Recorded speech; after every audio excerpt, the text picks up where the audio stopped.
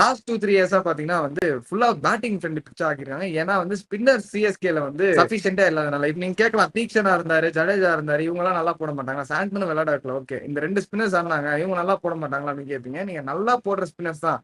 ஆனா நீங்க நோட் பண்ணி பாத்தீங்கன்னா அவங்க விக்கெட் டேக்கிங் ஸ்பின்னரா உண்மையிலே? ஆமா.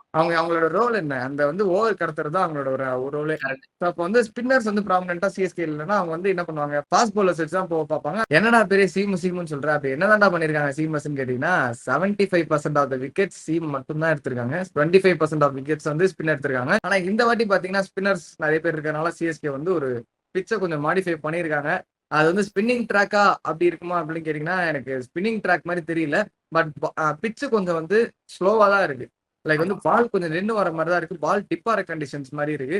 ஸோ ஸ்பின்னர்ஸ்க்கு அஃப்கோர்ஸ் அவங்க அந்த கண்டிஷன்ஸ் யூஸ் பண்ணிட்டு பேட்ஸ்மேன கொஞ்சம் வந்து ட்ரெம்பிள் பண்ண வைக்கலாம் டைமிங்ல. ஸோ அதனால வந்து விக்கெட்ஸ் நிறைய வந்து இந்த தூக்கி அடிக்குது. மும்பை இந்தியன்ஸ்ல நம்ம பார்த்தோமே விக்னேஷ் பூஜர் ஆமா. வந்து தூக்கி அடிக்க போய் தான் நிறைய அவுட் ஆனாங்க. ஸோ அந்த மாரி வந்து டிராப்ஸ் நிறைய வந்து நம்ம வச்சு விக்கெட்ஸ் எக்ஸிக்யூட் பண்ணலாம்.